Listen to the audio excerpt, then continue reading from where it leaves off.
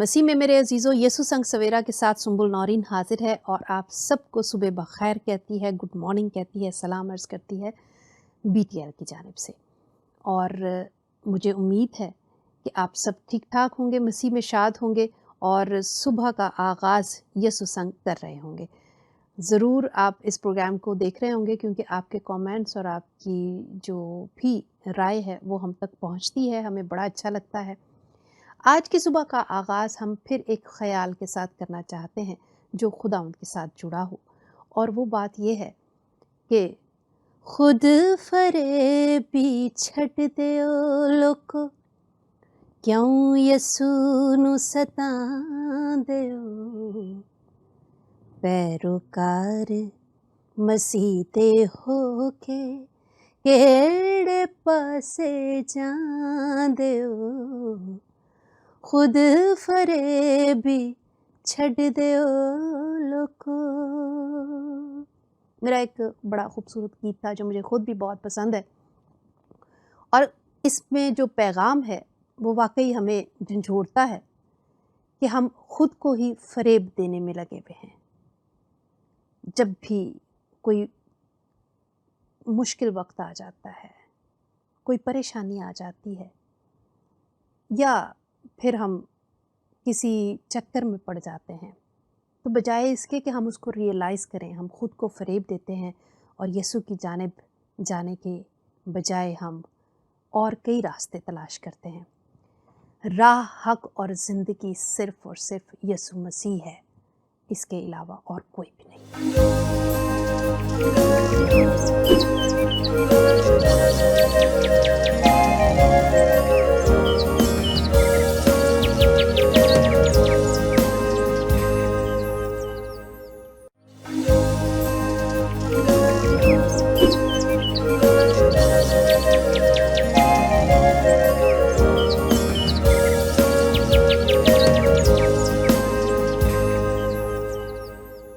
जी, welcome back. और हमारे साथ मौजूद हैं पास्टर सरफराज, और हम इनके साथ मिलकर, आपको मालूम ही है, मुझे बताने की ज़रूरत नहीं है कि हर फ्राइडे को हम इनके साथ मिलकर एक ख़ास टॉपिक पर बात करते हैं, और वो टॉपिक है खुदा के घराने के लोग, जो कि हम हैं, लेकिन हम कैसे खुदा के घराने के लोग बनते हैं, हम में क्या कमियां हैं और किन कमियों को पूरा करने की ज़रूरत है और क्या बातें जानने की ज़रूरत है।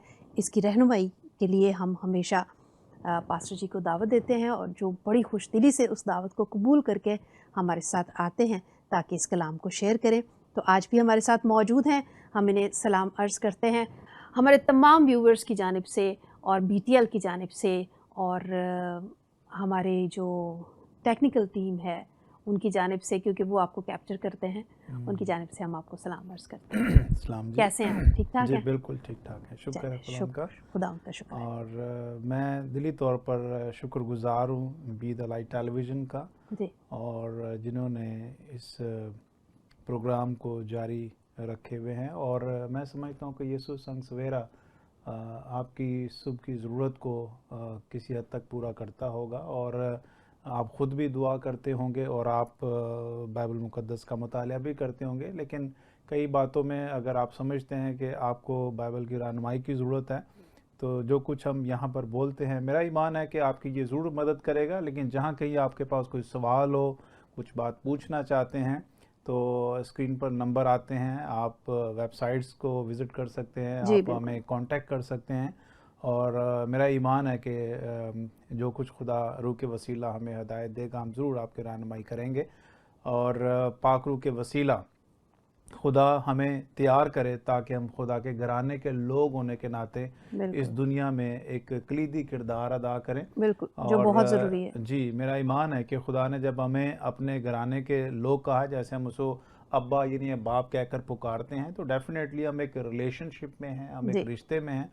सो इसी रिश्ते को मैं समझता हूँ कि हम एक दूसरे को बयान करने की ज़रूरत है ताकि हम उसमें बढ़ते रहें और इस रिश्ते की सही इक़्तिदार को समझ सकें कि एक्चुअली इसका मतलब क्या है। हाँ सो आइए मेरे साथ मिलकर आज फिर हम कलाम खुदा से मुतालिया करेंगे। बहन सुंबल नौरीन इस कलाम की तिलावत करेंगी और ये है पहला कुरिन्थियों اور اس کا دوسرا باب اور 6 آیت سے لے کے 8 آیت تک ہم پڑھیں گے. ایک چیز آپ کو میں بتاتا چلوں ناظرین، ہم پچھلے 2 پروگرام بھی اسی سلسلے سے کر رہے ہیں جس میں خدا کی قدرت اور اس کی حکمت اور اس کے روح کے وسیلہ ہم صلیب کے پیغام کو سمجھنے کی کوشش کر رہے ہیں. ہاں جی بالکل. اور میرا ایمان ہے کہ اس کنٹینیو پروگرام کا حصہ جو ہے وہ آپ ضرور دیکھیں گے، اور اگلا پروگرام بھی خدا نے چاہا تو ہم اسی سلسلے کی کڑی کریں گے تاکہ آپ اس کے ایک سیکوینس کو سمجھ سکیں کہ خدا کی قدرت، خدا کی حکمت اور اس کی روح کے وسیلہ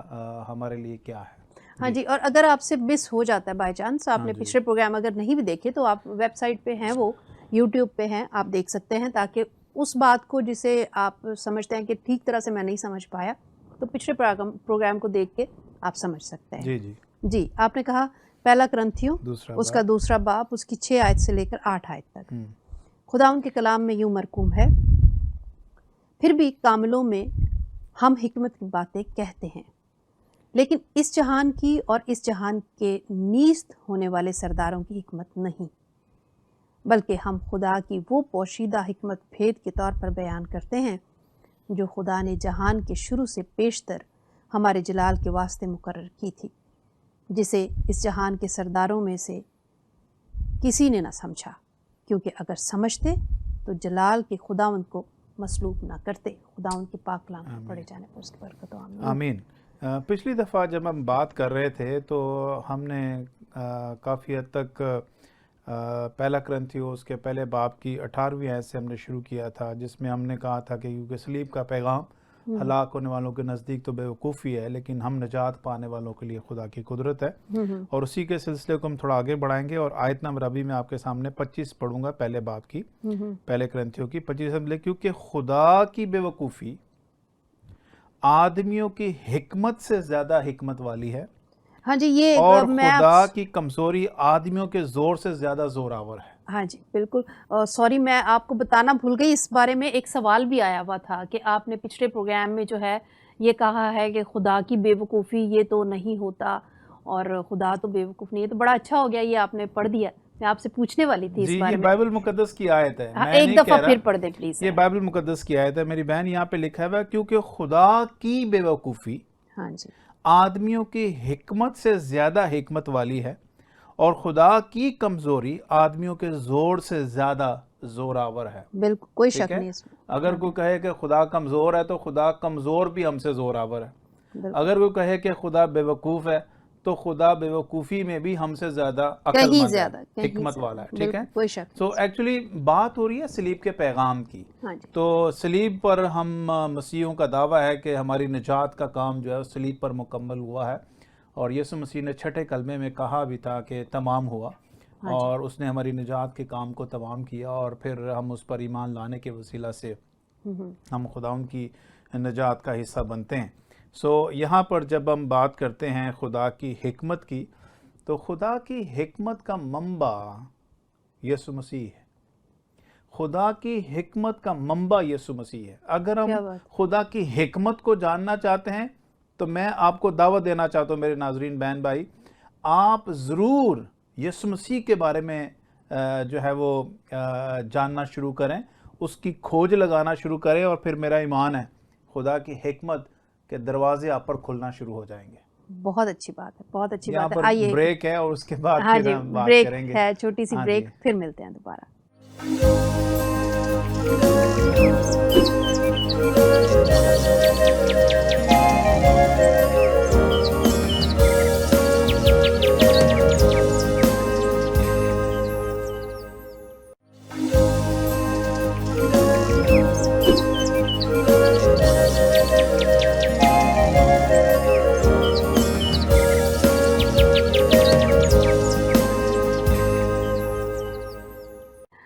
جی ویلکم بیک. اور بریک پہ جانے سے پہلے ہم بات کر رہے تھے کہ یسوع مسیح جو ہے وہ خدا کی حکمت ہے. جی بائبل مقدس میں اگر آپ مطالعہ کریں تو بائبل میں ہی اس بات کا ذکر ہے کہ یسوع خدا کی حکمت ہے. میں چند ایک باتیں بتانا چاہتا ہوں حکمت کے تعلق سے کہ خدا کی حکمت کن لوگوں کے اندر خدا جو ہے وہ موجود کر کے اور بھر کے اور پھر وہ دنیا پر ظاہر کرنا چاہتا ہے. کلام میں لکھا ہے بھائیو، اپنے بلائے جانے پر تو نگاہ کرو۔ جسم کے لحاظ سے بہت سے حکیم، بہت سے اختیار والے، بہت سے اشراف نہیں بلائے گئے، بلکہ خدا نے دنیا کے بے وقوفوں کو چن لیا کہ حکیموں کو شرمندہ کریں، اور خدا نے دنیا کے کمزوروں کو چن لیا کہ زور آوروں کو شرمندہ کرے، اور خدا نے دنیا کے کمینوں اور حقیروں کو بلکہ بے وجودوں کو چن لیا کہ موجودوں کو نیست کریں، کیا تاکہ کوئی بشر، سبب ہاللویہ، کیا ہے؟ تاکہ کوئی بشر خدا کے سامنے فخر نہ کرے۔ ہاللویہ، ٹھیک ہے؟ تو خدا تو ہمیں جو ہے وہ ہماری ذات جو کچھ نہیں تھی، جو ہم زیرو تھے، ہمیں چنا تاکہ ہم یسوع میں، خدا میں، روح میں، خدا کی حکمت میں، اس کے وسیلہ سے، اس کے وجود کو لے کر ہم خدا کی بڑائی اور اس کی حکمت کی باتیں کر سکیں۔ تو اس لیے 30ویں آیت میں لکھا ہوا ہے، لیکن تم اس کی طرف سے مسیح یسوع میں ہو جو ہمارے لیے خدا کی طرف سے حکمت ٹھہرا۔ کون؟ مسیح یسوع، کیا بات، جو ہمارے لیے یسوع مسیح خدا کی حکمت ٹھہرا، یعنی راست بازی اور پاکیزگی اور مخلصی، تاکہ جیسا لکھا ہے ویسا ہی ہو کہ جو فخر کرے وہ خدا پر فخر کرے۔ ٹھیک ہے؟ ہاللویہ، تو مسیحیت میں ایکچولی جو ہمارے فخر کی جو بات ہے، وہ ساری کی ساری فخر جو ہے وہ ساری تمجید اور حمد و ثنا، اور میں سمجھتا ہوں کہ سارا جلال ہم خدا کو دیتے ہیں، ایون تو اپنی نجات کا۔ جیسے اگر میں کہوں کہ میں راست باز ہوں، اگر میں کہوں کہ میں پاک ہوں، اگر میں کہوں کہ میری مخلصی ہو گئی، اگر میں کہوں کہ میرے گناہ دھل گئے، اگر میں کہوں کہ میری نجات ہو گئی، میری رہائی ہو گئی، تو یہ ساری باتوں کا دار و مدار میرا خداوند یسوع مسیح ہے۔ کیا بات، تو اب وہ جو شریعت کی راست بازی تھی نا میری بہن، وہ شریعت کی راست بازی یہ تھی کہ ہم جو اچھا کام کرتے تھے اور اس کا ہمیں کریڈٹ ملتا تھا۔ اب یہاں پر ہم مسیح پر ایمان لانے کے وسیلہ سے نمبر 1 راست باز ٹھہرائے جاتے ہیں، اور پھر وہ جو کلمہ خدا یعنی ہماری ذات کا حصہ اور روح خدا جب ہماری ذات کا حصہ بنتا ہے، تو اس روح کے وسیلہ وہ ہمارے ایٹیٹیوڈ کو تبدیل کرتا ہے۔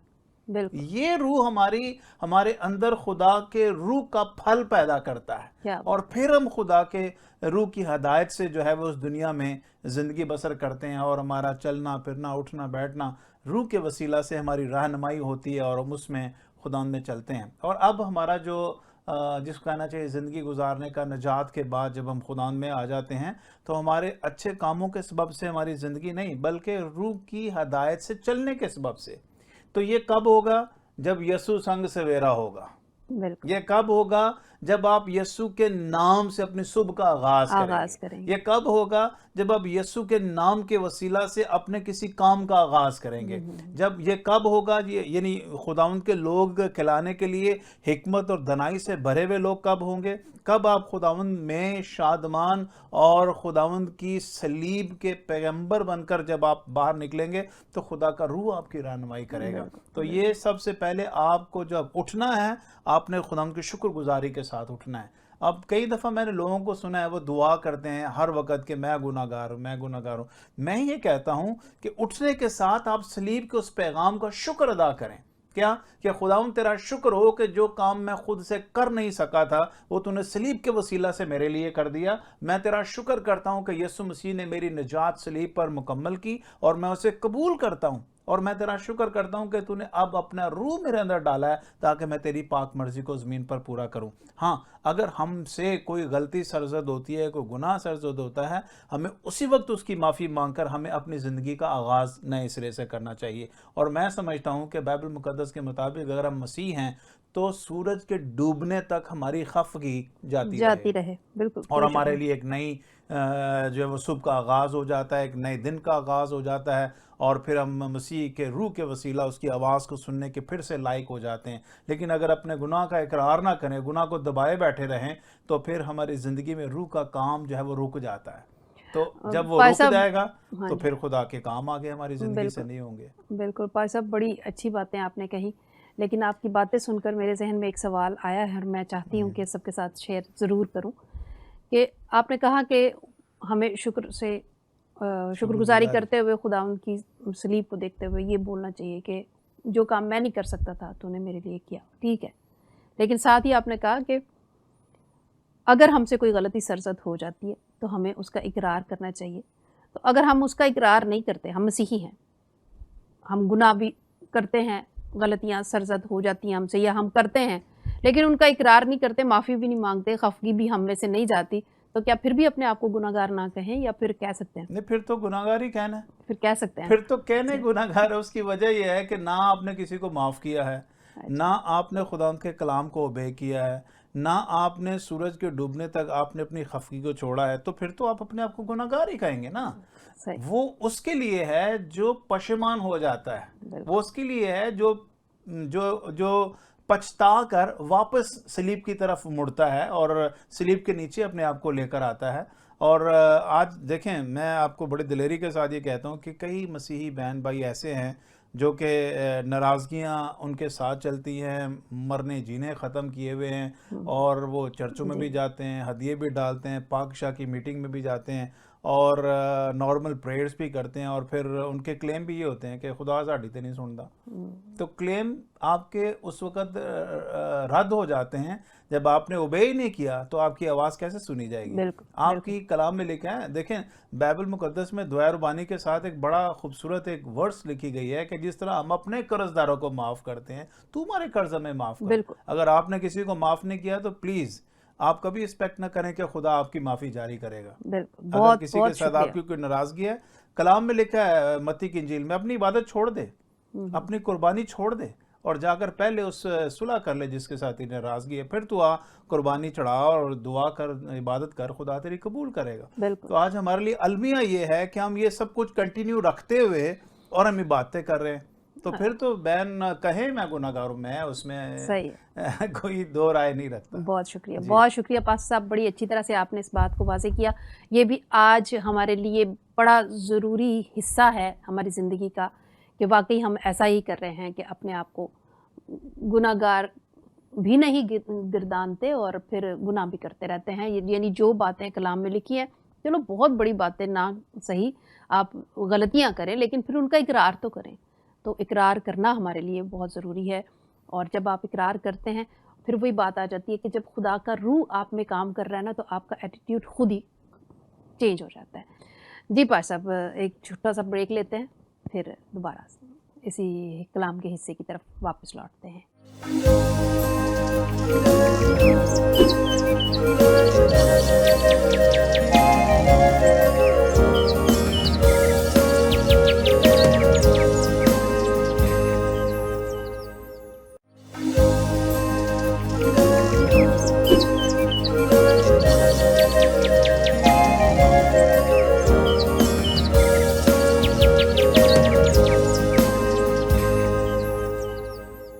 جی ویلکم بیک۔ جی پاسٹر صاحب، میں زیادہ سے زیادہ وقت دینا چاہتی ہوں آپ کو۔ جی، جیسے میں نے کہا تھا کہ ہماری نجات کا دار و مدار خداوند پر ہے، ہاں جی اور میں سمجھتا ہوں کہ ہمارا فخر بھی خداوند ہے، اور مسیح یسوع جو ہے وہ خدا کی حکمت ہے، اور اگر ہم اس ایٹیچیوڈ کے ساتھ اپنی زندگی کا آغاز کریں تو پھر میرا خیال ہے جو ہے وہ جب ہمارا اپنا فخر ہی نہیں رہے گا، جب ہماری اپنی ذات کا انکار کیا جائے گا، تو پھر ڈیفینیٹلی خدا یسوع مسیح ہم میں سے ہو کر دنیا پر ظاہر ہوگا، اور پھر اسی کے وسیلہ سے جو ہے وہ خدا اپنا جلال ظاہر کرے گا۔ اور باقی جو بائبل مقدس کی آیت نمبر 31 لکھا ہوا ہے، تاکہ جیسا لکھا ہے ویسا ہی ہو کہ جو فخر کرے وہ خدا پر فخر کرے۔ اور میں سمجھتا ہوں کہ مسیحی زندگی میں، جیسے ہم بریک سے پہلے بات کر رہے تھے کہ اگر آپ کی زندگی میں گناہ ہے، یا آپ سمجھتے ہیں کہ آپ نے ابھی تک کسی کو معاف نہیں کیا اور آپ عبادت کرتے ہیں، تو پھر آپ کی عبادت کا کوئی فائدہ نہیں ہے بائبل مقدس کے مطابق۔ آپ پہلے کسی کو معاف کریں، پہلے اپنے گناہ کا اقرار کریں، پہلے اس چیز کو چھوڑیں، پھر آپ عبادت کے لیے آئیں، تو پھر میرا ایمان ہے کہ خدا آپ کو ضرور آپ کی دعا کا جواب دے گا، اور آپ کے گھر میں اس کی برکت بھی جو ہے وہ واضح طور پر نظر آئے گی۔ بالکل بالکل جی، بہت بہت شکریہ پاش صاحب، بہت اچھے طریقے سے آپ نے اس سارے کلام کو واضح کیا ہم پر، اور ہم خداوند کی طرف سے بہت شکر گزار ہیں کہ اس نے آپ کو بھیجا تاکہ آپ ہماری رہنمائی کر سکے اور اس پروگرام کا حصہ بن سکے، یسوع سنگ سویرا کا۔ BTL کی پوری ٹیم اور میں خود دل کی گہرائیوں سے آپ کی شکر گزار ہوں تھینک یو. اور دعا گو ہوں کہ خداوند اسی طرح آپ کو استعمال کرتا رہے. بہت شکریہ. آمین. جی ناظرین، پروگرام دیکھ رہے تھے آپ یسوع سنگ سویرا. مجھے امید ہے کہ آپ کو یہ پروگرام بہت اچھا لگا ہوگا اور اس کے ذریعے سے ہم نے بہت ساری باتیں سیکھی ہوں گی. کلام ہم روز پڑھتے ہیں یا ہمارے گھروں پر موجود ہے، لیکن جب ہمیں ذرا سی رہنمائی ملتی ہے نا تو اسی کلام کے حصے کو ہم زیادہ اچھے طریقے سے سمجھ پاتے ہیں، کیونکہ اس میں کوئی شک نہیں کہ خداوند ہمیشہ ہمیں آگاہی دیتا ہے اپنے کلام کے وسیلے سے، ہمارے دل کے خیالوں کے وسیلے سے ہمارے ذہن کو جھنجھوڑتا ہے، ہمیں چاہتا ہے کہ ہم خداوند کی طرف رجوع لائیں. لیکن جب ہمارے ساتھ پاسٹر صاحبان ہوتے ہیں، خداوند کے خاص خادمین ہوتے ہیں، تو ان کے ذریعے سے ہم اور بھی کلام کو اچھی طرح سے سیکھ پاتے ہیں. بات ہو رہی تھی فخر کی کہ اگر ہم فخر کریں تو صرف اور صرف خداوند پر کریں. آج ہم اپنی زندگیوں پر غور کریں، کیا ہم واقعی خداوند پر فخر کرتے ہیں یا پھر اس نے بات غور کرنے کی ہے کہ اس نے جو ہمیں دیا ہے. مثال کے طور پر مجھے اگر آواز دی ہے تو میں اس پر فخر کروں، اور جب میں کہیں جاؤں تو میں اپنی آواز کے وجہ سے یا اپنے بہت سارے گیتوں کی وجہ سے یہ محسوس کروں کہ میں بہت خاص بندی ہوں، تو یہ میرے لیے میری بے وقوفی ہے. فخر خداوند کا ہے، سارا جلال خداوند کے نام کو دینا ہے اور یہی جلال ہمیں دیتے رہنا ہے. مسیح میں شاد و آباد رہیں. اپنی رائے ہمیں ضرور بھیجتے رہیں. خدا حافظ.